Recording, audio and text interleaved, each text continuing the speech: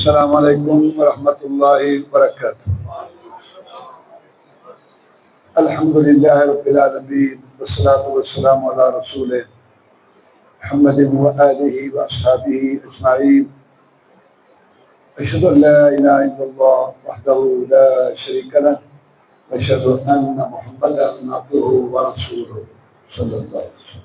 اما بعد اعوذ باللہ من الشیطان الرجیم۔ ما كان محمد أبا أحد من رجالكم ولكن رسول الله وخاتم النبيين وكان الله بكل شيء عليما۔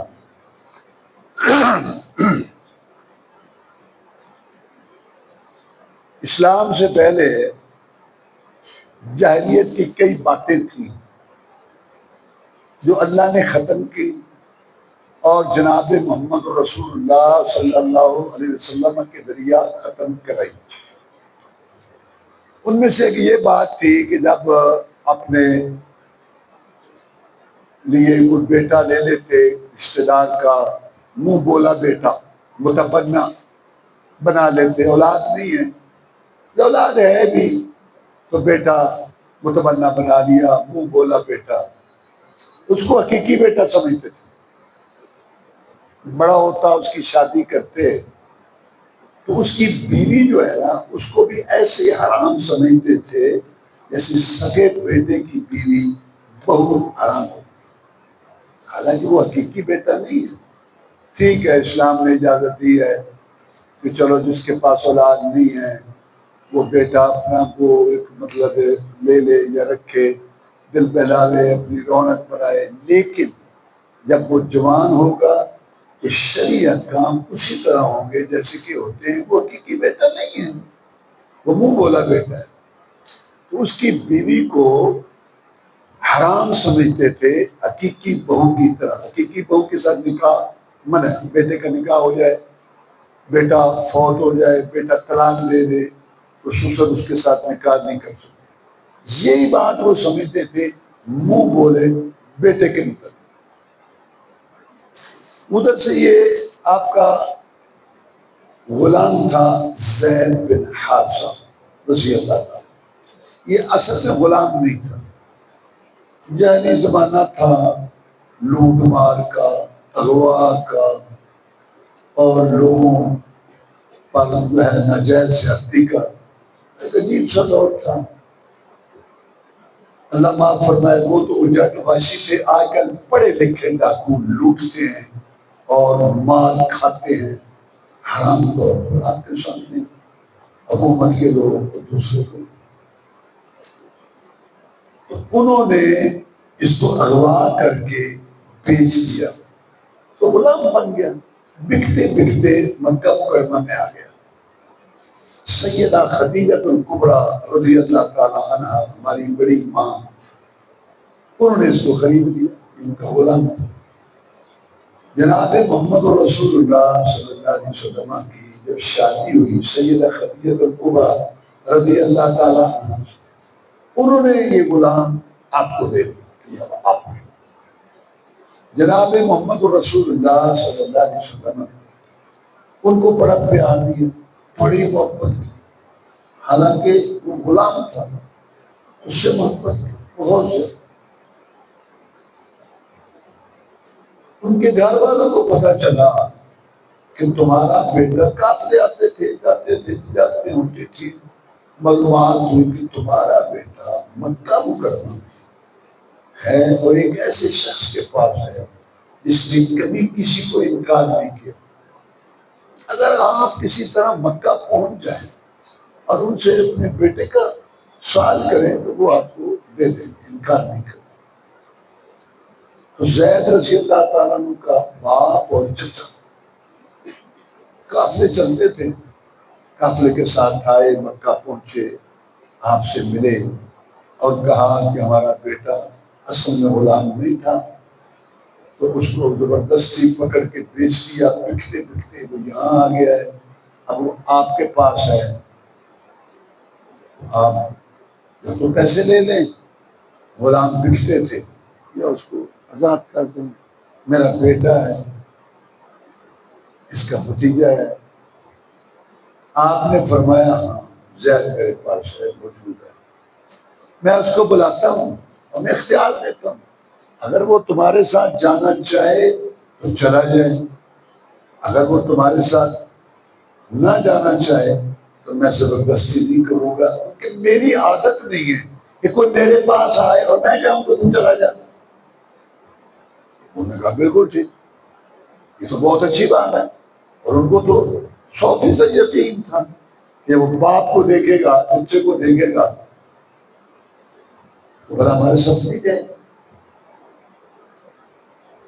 زید کو بلایا، ملے وہ، آپ نے فرمایا زید کو جانتے ہو؟ جی یہ میرا باپ ہے، یہ میرا چچا ہے، یہ آپ کو لینے آئے، میں نہیں جاؤں۔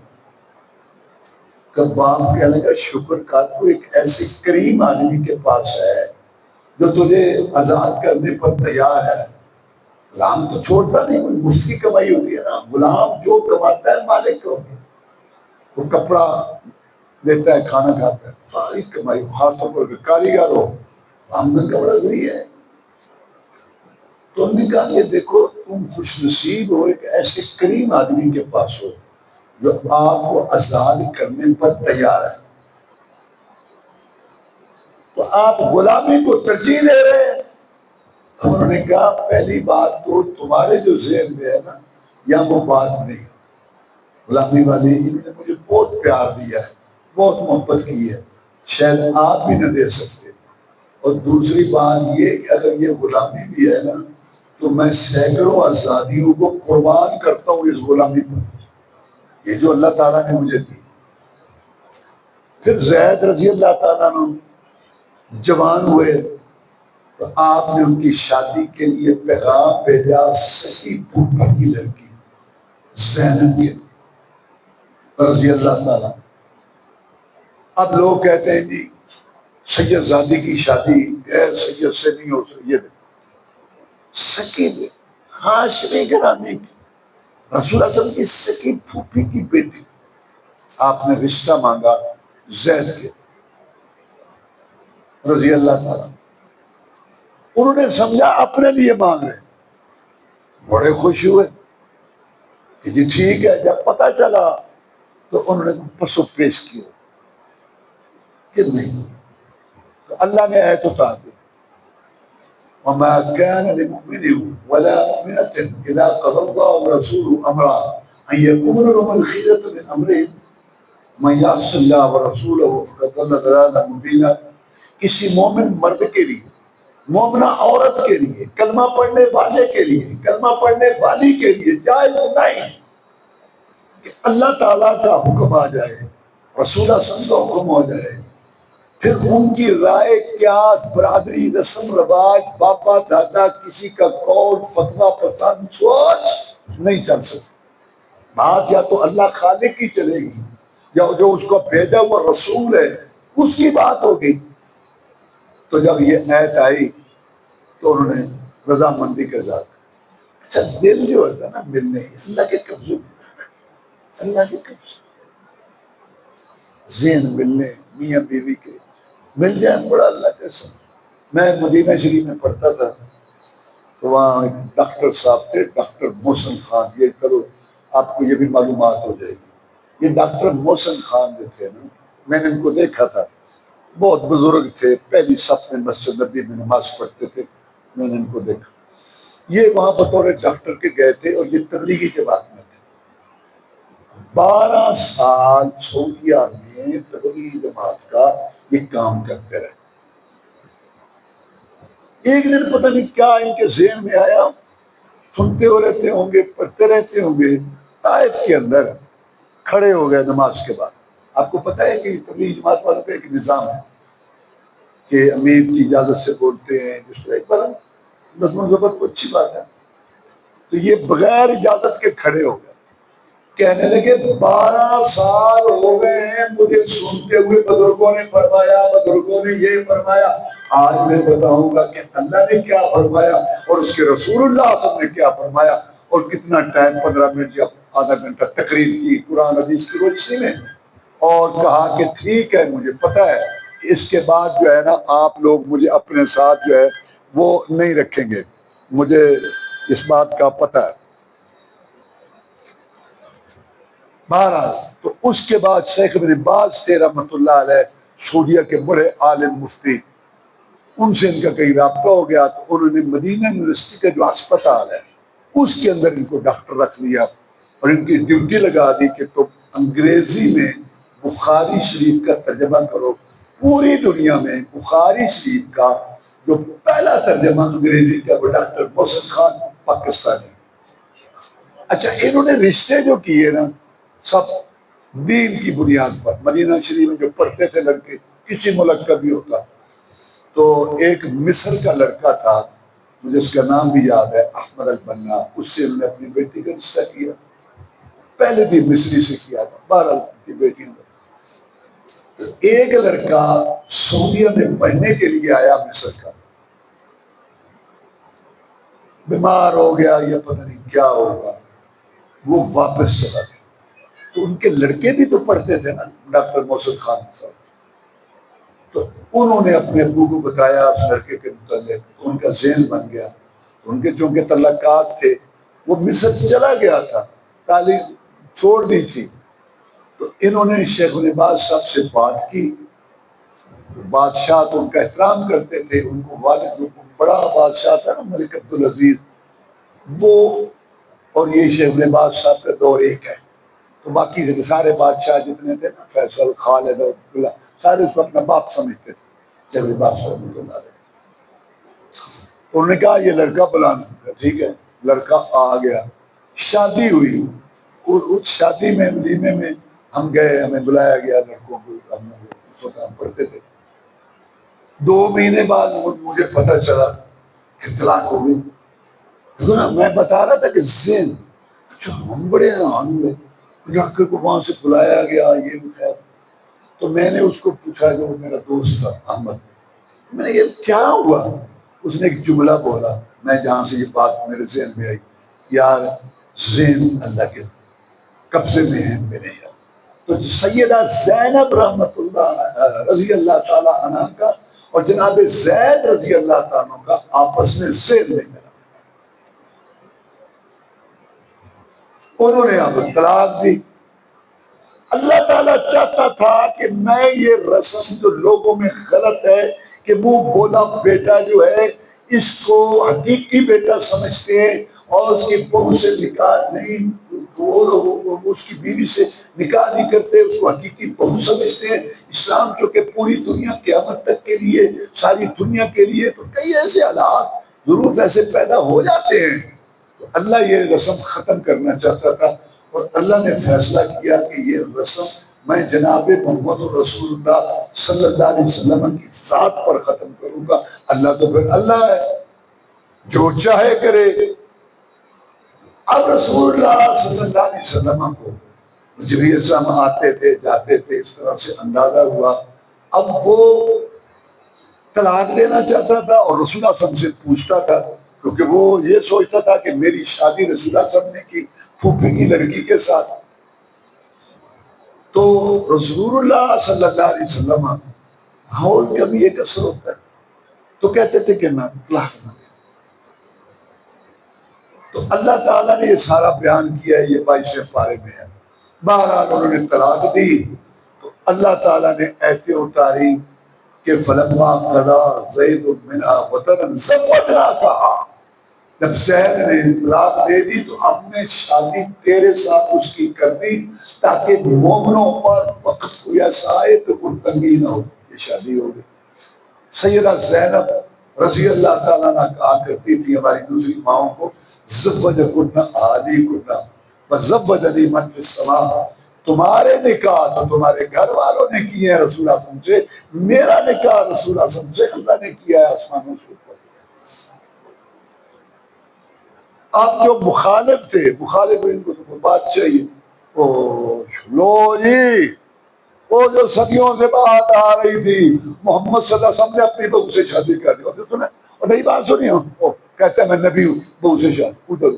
اللہ نے ایت اتاری، تمہیں پتہ بھی ہے کہ ما کان محمد ابا احد من رجالکم، محمد کریم صلی اللہ علیہ وسلم تو تم تم میں سے کسی مرد کے باپ ہی نہیں ہے، کوئی مرد ہوا ہی نہیں ہے، چھوٹے چھوٹے بچے ان کے فوت ہوئے، جب بڑا کوئی ہوا ہی نہیں ہے ان کا بیٹا، تو بہو کہاں سے آئی؟ بلکہ رسول اللہ ہے وہ خاتم النبیین، وہ اللہ کے رسول ہے اور آخری نبی، اور اللہ ہر بات کو جانتا ہے، اللہ نے یہ فیصلہ کیا ہے۔ جناب محمد رسول اللہ صلی اللہ علیہ وسلم نے فرمایا کہ اللہ تعالیٰ نے مجھے آخری نبی بنایا، میرے بعد کوئی نبی نہیں، جیسے لا الہ الا اللہ، اللہ کے بغیر کوئی عبادت کے لائق نہیں، اسی طرح لا نبی بعدی، میرے بعد کوئی نبی نہیں، امتی غیر امتی، جدی غیر جدی، بروزی غیر بروزی، متبع شریعت غیر متبع شریعت، تشریح، یہ ساری تبیینیں ان کی بدلیوں کی، کوئی نبی نہیں میرے بعد اور میں آخری نبی۔ اب یہ غلام احمد قادیانی گرداسپور میں جس نے نبوت کا دعویٰ کیا، نبوت کے دعوے سے پہلے یہ لکھتا ہے کہ جو رسول اعظم کے بعد نبوت کا دعویٰ کرے یا اپنے آپ کو نبی رسول کے، وہ لعنتی دجال کافر ہے۔ غلام احمد قادیانی اپنی تحریر کے لحاظ سے لعنتی دجال کافر ہے۔ انگریزوں نے کھڑا کیا تھا، ماننے والے پیچھے لگ گئے، لوگ 1.5 فٹ کے بت کو، اب بمبئی یا دہلی میں سارے ہندو وہ اس کو رب سمجھتے ہیں، لوگوں کا کیا؟ لوگ تو قبر کو مشکل کشا بنا دیتے ہیں، وہ تو انسان تھا، اس کے پیچھے کچھ لگے، کچھ حکومت کی طرف سے تعاون ہوا، آگے اب نیا مرضی کوئی نہیں ہو رہا، وہی نسل جو ہے وہ ان کی آ رہی ہے۔ اب تعویلیں کرتے ہیں کہ خاتم النبیین کا معنی ہے خاتم میں نے مور، عام نبی کوئی نہیں ہو سکتا، جس کو نبی مور لگا کے بنا دے وہ بن سکتا ہے، حالانکہ یہ معنی غلط۔ اور کبھی معنی کرتے ہیں کہ خاتم کا معنی افضل، یعنی محمد رسول اللہ سارے نبیوں میں سے افضل ہے، وہ تو اور رہتے ہیں حدیث سے۔ تو اللہ کے رسول صلی اللہ علیہ وسلم کو جو اللہ نے مقام بخشا، شان بخشی، وہ یہ ہے کہ آپ آخری نبی۔ اہل حدیث عالم تھے مولانا محمد حسین بٹالوی رحمت اللہ علیہ، اشاعت السنہ ان کا رسالہ نکلتا تھا، سب سے پہلے انہوں نے ہندوستان کے تمام مسالک کے علماء سے فتویٰ لیا اس شخص کے خلاف کہ یہ کافر ہے اور دائرہ اسلام سے خارج ہے۔ سید نذیر حسین محدث دہلوی رحمۃ اللہ، جو ولی اللہ شاہ محدث دہلوی رحمۃ اللہ علیہ کی گدی کے وارث تھے، یعنی حدیث پڑھاتے تھے وہاں، کیونکہ ان کے پاس ان کا بیٹا شاہ عبدالعزیز بیٹھا گدی پہ، اور پھر جو ہے شاہ محمد اسحاق بیٹھے، اور انہوں نے سید نذیر حسین محدث دہلوی رحمۃ اللہ کو بٹھایا، 60 سال حدیث پڑھائی دہلی کے اندر، ان سے تصدیق کروا کے فتویٰ آگے۔ پھر مولانا ثناء اللہ امرتسری رحمۃ اللہ علیہ، وہ مرزا کے تعاقب میں رہے ساری زندگی، حتیٰ کہ قادیان بھی گئے، اور ان کا لقب ہے فاتح قادیان۔ بالآخر مرزا ان سے تنگ ہوا تو 1907 میں اس نے اشتہار نکالا کہ یا اللہ، اگر میں تیرا سچا نبی ہوں اور یہ ثناء اللہ رحمت اللہ علیہ یہ مجھے پریشان کر رہا ہے، تو اس کو ہیضے کی بیماری سے مات میری زندگی میں، اور اگر میں جھوٹا ہوں اور ثناء اللہ سچا ہے رحمت اللہ علیہ، تو پھر مجھے مات اس کی زندگی میں ہیضے کی بیماری۔ مولانا ثناء اللہ امرتسری رحمت اللہ علیہ نے آگے سے جواب دیا کہ مجھے قبول ہے، اور کہا یا اللہ فیصلہ ہو جائے، اور اس نے غلام احمد قادیانی نے اس کا نام رکھا آخری آسمانی فیصلہ۔ تو اللہ نے اس کی دعا قبول کی، باقی وہ بڑی باتیں کرتا تھا تو کوئی دعا اس کی قبول نہیں ہوئی، نہ کوئی پیشین کوئی پوری ہوئی، جھوٹا ذلیل ہوا، لیکن یہ دعا اللہ نے قبول کی، کیونکہ اللہ نے شیطان کی بھی ایک دعا قبول کی ہے، اللہ تو اللہ ہے۔ جب شیطان نے تکبر کیا تو اللہ نے کہا چل نکل گیا آپ سے. اس نے کہا یا اللہ مجھے مہلت دے دے، انظرنی الی یوم یبعثون، مجھے مہلت دے جب مر کے لوگ اٹھیں گے اس وقت تک.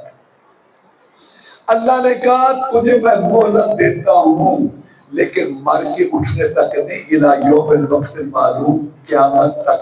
وہ چاہتا تھا کہ قیامت کا اکھاڑ پچھاڑ میرے اوپر نہ آئے. اللہ نے کہا وہ آئے گا، تو مہلت مانگ رہا ہے میں تجھے مہلت دیتا ہوں لیکن قیامت تک. اللہ نے اس کی بھی دعا قبول. تو یہ شیطان کا نائب تھا، نائب ابلیس. غلام احمد قادیانی نائب ابلیس تھا، تو اللہ نے اس کی دعا قبول کی. ٹھیک 1 سال بعد آمدیہ بلڈنگ میں وہ اسپتال کے قریب، مطلب نور، اب بھی وہ بلڈنگ، یہ حکیم نور الدین جو اس کا پہلا خلیفہ بنا، اس کی اولاد ابھی وہاں حکمت علاج کرتی ہے. مطلب یہاں وہ مرا، آخری دن اس کے یہاں گزرے. اور جنہوں نے لکھا ہے اس کے آخری لمحات کو، پتہ ہے ایسے ہوا، ایسا ہوا، پھر چشمے کے ایسے ہوا، ایسے ہوا، نگاہ ہوا، سارا لگا، حتیٰ کہ لیٹرین میں گر کے مرا. حدیث میں ہے نا، رسول اللہ نے فرمایا کہ میرا اور نبیوں کا ایک ایسے سمجھو معاملہ جیسے ایک محل ہو، محل تیار ہے، دیکھنے والے بڑے خوش ہو، کیا محل ہے، کیا سیٹنگ ہے، کیا مٹیریل ہے. بھائی بجا پڑا نقش، کیوں بھائی، او کیا. اچانک نظر پڑتی ہے کہ ایک اینٹ کی جگہ خالی ہے. کہتے ہیں کاش یہ اینٹ لگ جاتی تو یہ محل مکمل ہو جاتا. انا تلک الزبنہ، میں وہ اینٹ ہوں، میں آیا، نبیوں والا محل مکمل ہو گیا، باقی لیٹرین میں جائے گا. یہ لیٹرین میں مرا، محل تو مکمل ہے. تو 1 سال بعد یہ مرا اپنی منہ مانگی موت اور بیماری سے. اور مولانا ثناء اللہ امرتسری رحمۃ اللہ علیہ 40 سال تک زندہ ہے. 40 سال. 7 کا یہ واقعہ ہے. اور وہ فوت ہوئے پاکستان بننے کے بعد 1948، یعنی اس کے مرنے کے 40 سال بعد. مولانا ثناء اللہ امرتسری رحمۃ اللہ علیہ فرمایا کرتے تھے کہ مرزائیو، میرا وجود ہی غلام احمد قادیانی کے جھوٹے ہونے کے لیے کافی ہے. میں موجود ہوں، وہ مر چکا ہے، تو میرا ہو گیا. جس نے نہیں ماننا اسی کو نہیں ماننا، جو نہیں مانتے نا وہ نہیں مانتے. اب شراب ہے، بڑی تکلیف ہے، اللہ تعالیٰ اس سے بچائے سب کو، اور جو مصیبت میں اللہ تعالیٰ ان کی مدد کرے. اللہ بڑا عجیب کا مسئلہ ہے. لیکن جب ہمارے بھائی موید کہتے ہیں نا، اور تم کہتے تھے کہ یہ اللہ کا بندہ بزرگ فوج شدہ مدد کر سکتا ہے، وہ دیکھو وہ تو خود وہ پڑا ڈوبا پڑا ہے. تو کیا کہتے ہیں؟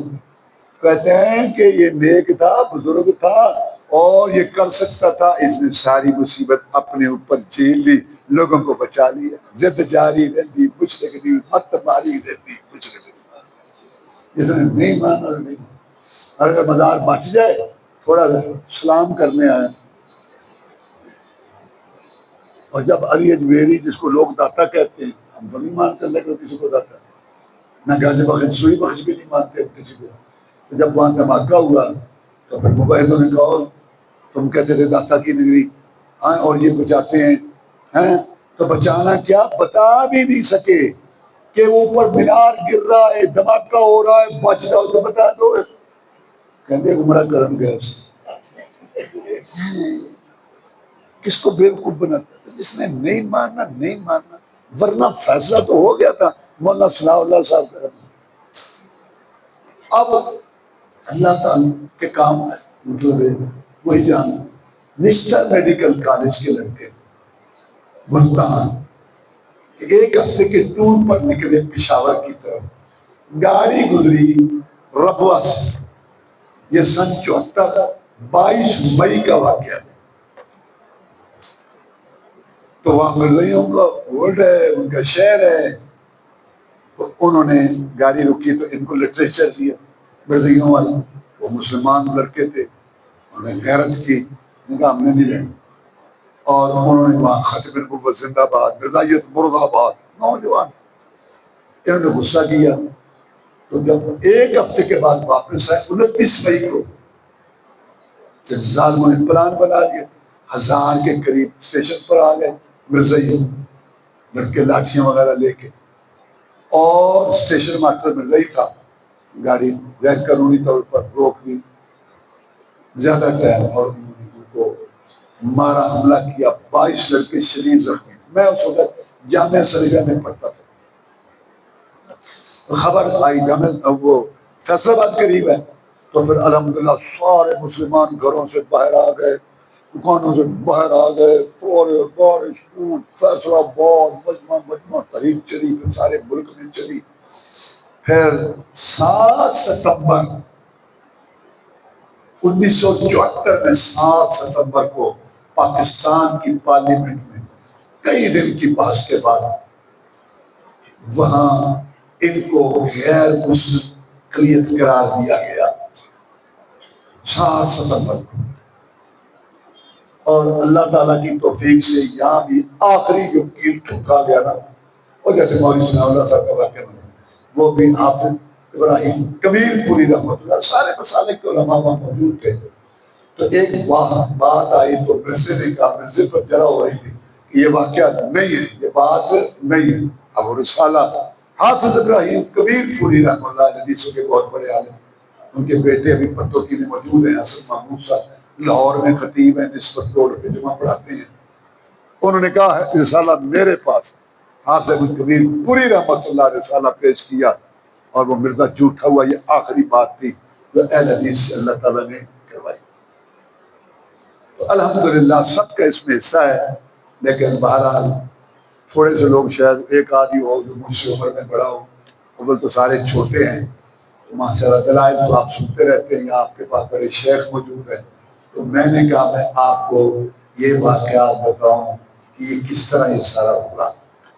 تو اس میں ایک واقعہ میرا دل چاہتا ہے کہ میں اور سناؤں، اس سے بیان ختم ہے. میں مدینہ شریف سے فارغ ہوا، یہ مرزائیوں کو کہ آپ کو معلومات ہوگی. میں مدینہ شریف سے فارغ ہوا، مجھے سعودی والوں نے استاد بھیجا کراچی میں جاؤں بکر میں. میں وہاں پڑھانے لگ گیا. میرے پاس 2 آدمی آئے، کنری ہے ضلع پدین، سندھ میں ضلع پدین، وہاں ایک شہر ہے کنری، اور اس کی مشہور بات ہے کہ مرچ کی منڈی ہے. اب تو پتہ نہیں کہ اس وقت آپ نے دیکھا کہ 20-25 کے قریب ڈھیر، جتنا کوٹھا نہیں ہوتا اتنے، یعنی مرچ کے ڈھیر لگے ہوئے، سرخ مرچ کے ڈھیر 20-22-25، یعنی وہ مرچ کی منڈی ہے. کہتے ہیں پوری ایشیا میں یہ کنری. وہاں سے 2 آدمی میرے پاس آئے، کہنے لگے ملا خاندان، یہ سندھ میں ایک خاندان ہے، اس میں ایک بڑا عالم گزرا ہے مولانا احمد ملاح. سب سے پہلے سندھی میں ترجمہ اس نے کیا ہے مولانا احمد ملاح رحمت اللہ علیہ. یہ سندھ میں بڑا مشہور خاندان ہے، علمی بھی اور ویسے دنیا کے لحاظ سے بھی بڑا بااثر خاندان ہے. اس خاندان کا میں آدمی ہوں. ہمارے بڑوں نے یہ مسجد بنائی تھی، ہم کاروبار میں پڑ گئے، بڑے فوت ہو گئے، ہم نے دھیان نہ کیا تو وہ حنفیوں کے پاس چلی گئی مسجد. 20 سال یہ مسجد حنفیوں کے پاس رہی ہے. اب ہمیں کچھ ہوش آیا، یہ مولوی صاحب ناصادق مولوی صاحب تھے، یہ عالم صاحب آئے ہیں. تو انہوں نے ہمیں بتایا، سمجھایا، بہرحال اب ہم نے وہ مسجد واپس لے لی. مسجد تو ہماری تھی، تو ہم نے لے لی ہے.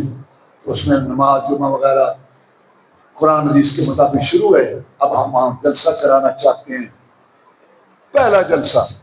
تو ہم نے سوچا کہ تجھ سے ٹائم لے.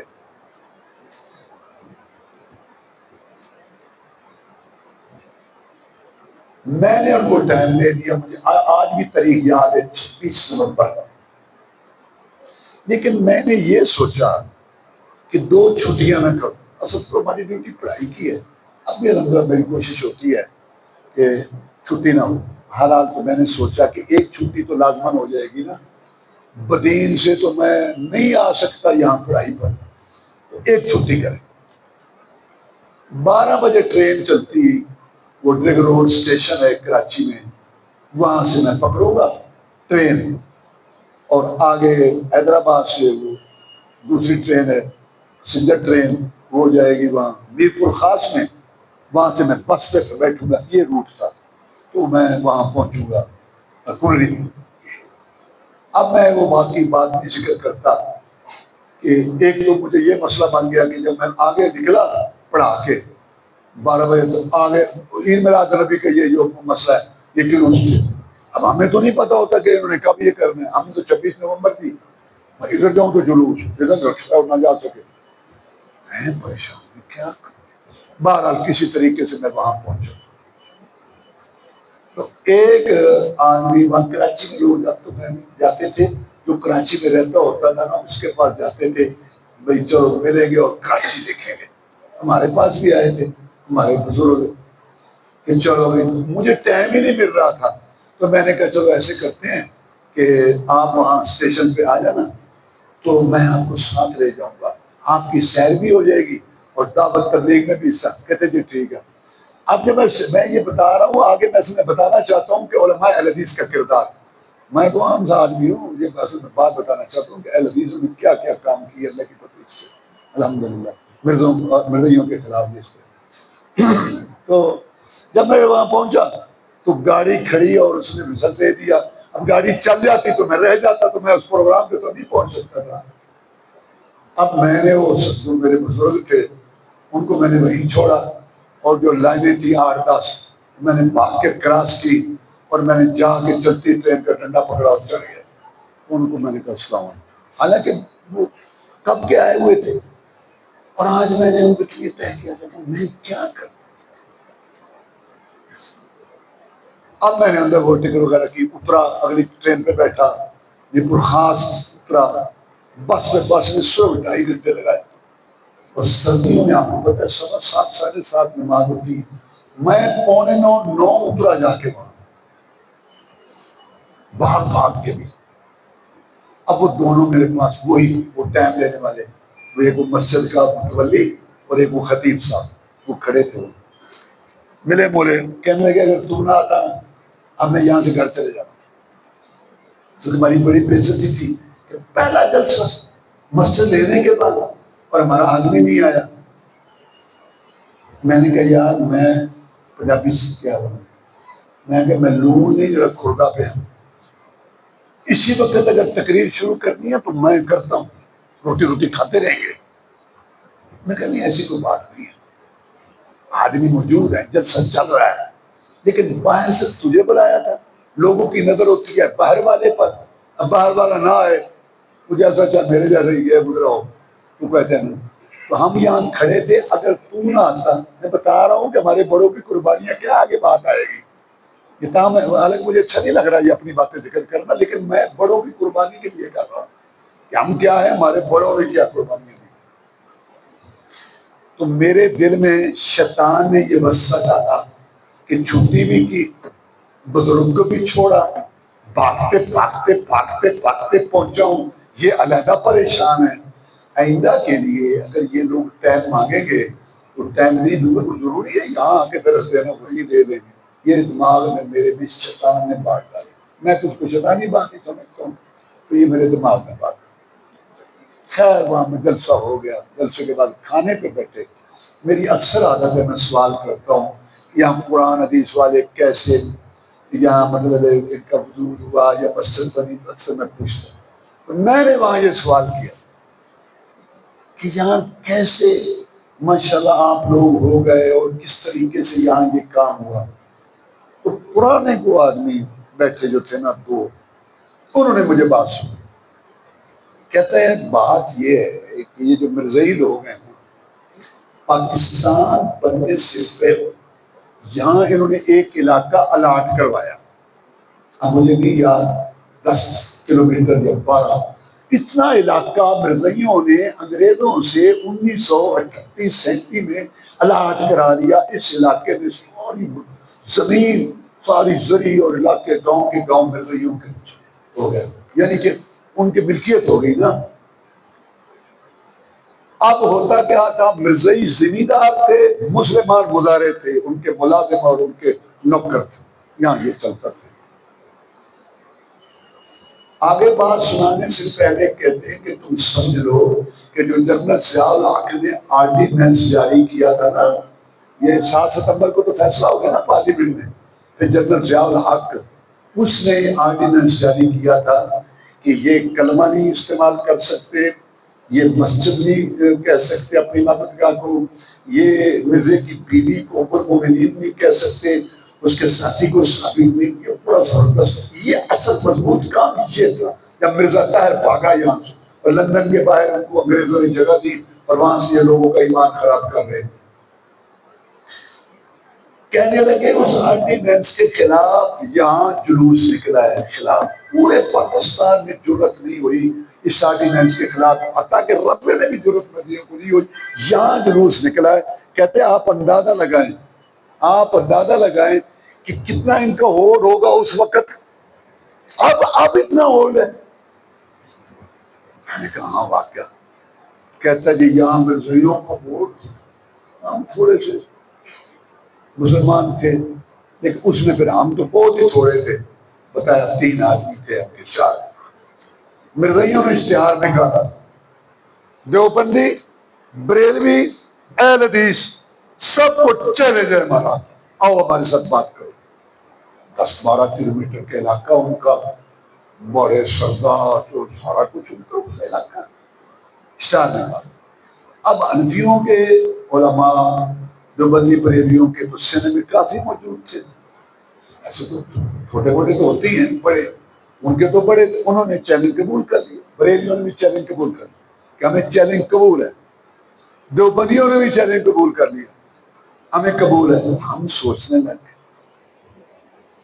پہلی بات ہے کہ چیلنج تو ہم قبول کر لیں گے، لیکن ہمارے عالم تو دہلی میں اور امرتسر میں ہیں۔ اس وقت آپ اندازہ لگائیں، پاکستان بننے سے پہلے کی بات، تو کیسے یہاں آئیں گے؟ پورے سوچ کے نا بالآخر ہم نے مولانا ثناء اللہ امرتسری رحمۃ اللہ علیہ وہ خط لکھا، 5 پیسے کا وہ خط ہوتا تھا، کارڈ وہ پہلے چلتا تھا، وہ ہم نے ان کو لکھا کہ جہاں مرزائیوں نے یہ چیلنج دیا ہے، ہم نے قبول کیا ہے، فلاں تاریخ ہے، تو آپ آ جائیں، تشریف لیں۔ وہ مجھے سنا رہے، میں نے پوچھا نا کہ یہاں کیسے اہل حدیثوں کا، قرآن حدیث والوں کا مطلب وجود مضبوط ہوا یا کیسے یہ پھیلے، یہ وہ مجھے اب سنا رہے۔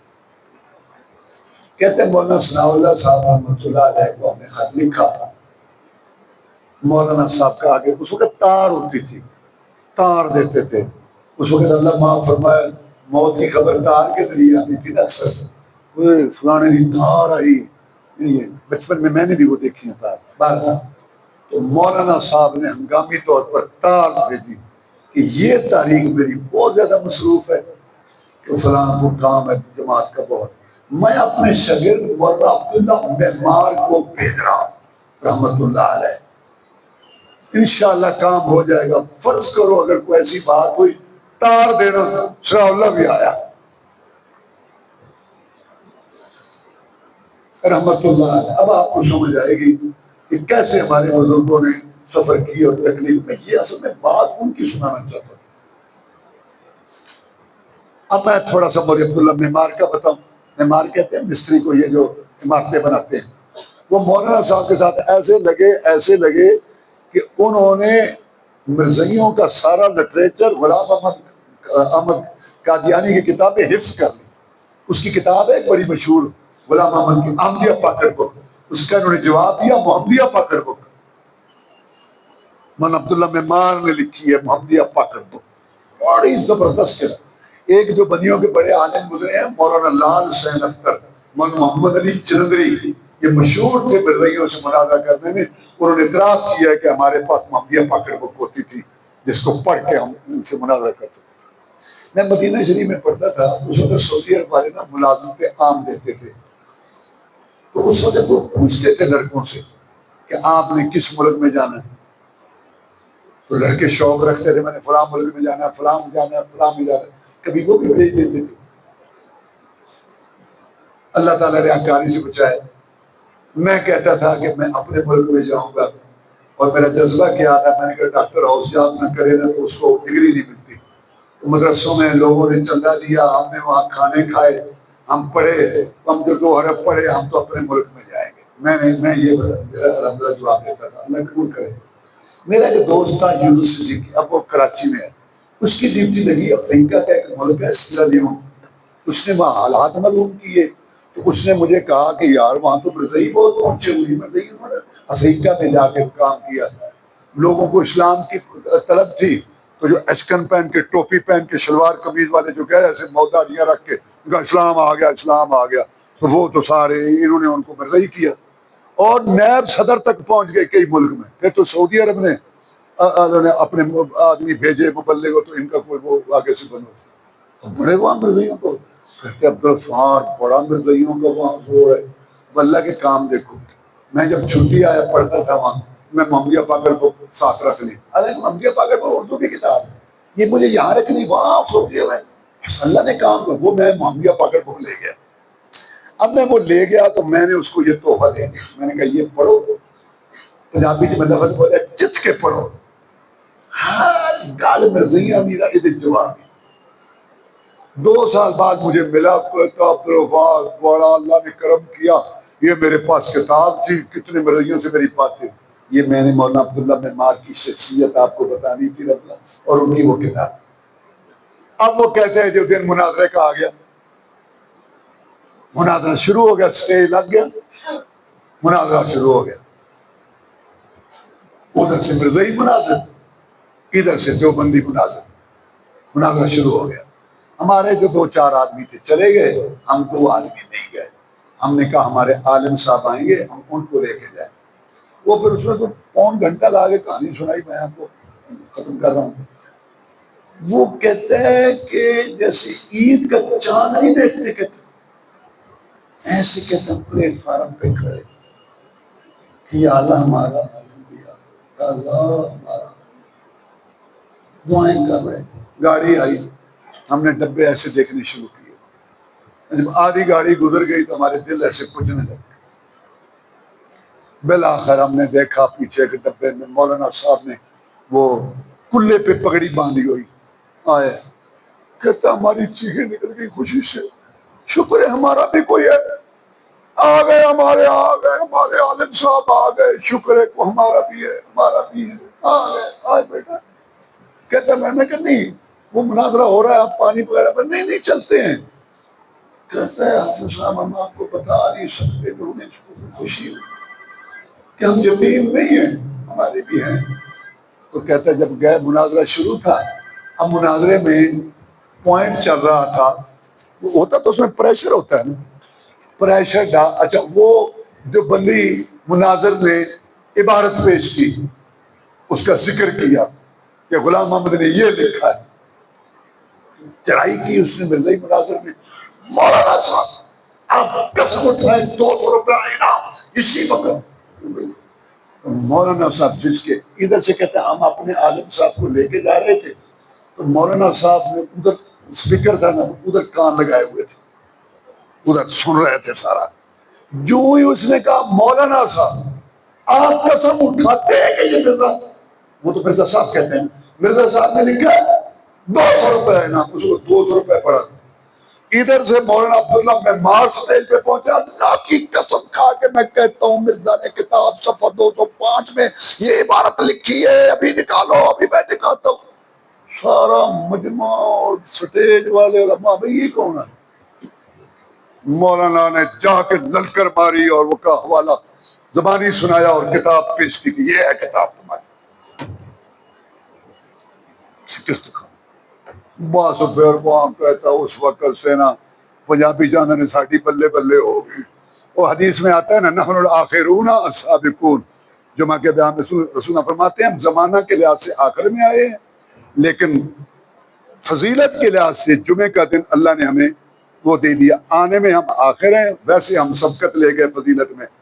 تو مجھے وہاں یاد آئی کہ نحن الاخرون السابقون، اسی پہنچے تھا پیچھے پر میدان مار لیا ساڑھے بڑے نے۔ اللہ انہوں نے کروڑا رحمتہ نازل کرے جنہوں نے مرزائیوں کا ناطقہ بند کیتا ساڑھے بزرگاں نے کہتا ہے جو اس کے بعد مرضیوں کا پھر وہ جوش خروش نہ رہا، ختم ہوا، پھر لوگ ہماری طرف متوجہ ہوئے کہ یہ ہیں اصل لوگ، اور پھر ہمارا میں نے اپنے آپ کو کہا کہ جب بھی بلائیں گے ہم آئیں گے، ہیں تو پا نہ پڑی وقت میں پڑی تیرے بزرگ اچھے تو تکلو اتوں آگے تھے انہوں نے باطل فرقے اندر رد کیتا کہ تم گڈی تو لکھاں کے دوسری کے چڑھے تھے دوسری کے چڑھے تھے کہ تباہ بڑائی کرو. میں اپنے آپ کو سمجھایا میں کہ جدوں بھی بلان گے تے آواں گے. میں کہ بچے بیٹھے نا ساڈے طالب علم میں چاہتا تھا انہاں گلاں دا مینوں پتہ سی کہ میں تانوں سنا دیاں. واخر دعوانا الحمدللہ رب العالمین. اللهم اعز الاسلام والمسلمین، اللهم انصر الجهاد والمجاهدين، اللهم نجِ اخواننا من السجون، اللهم اشف مرضانا ومرضى المسلمين. سبحان ربك رب العزة عما يصفون وسلام على المرسلين والحمد لله.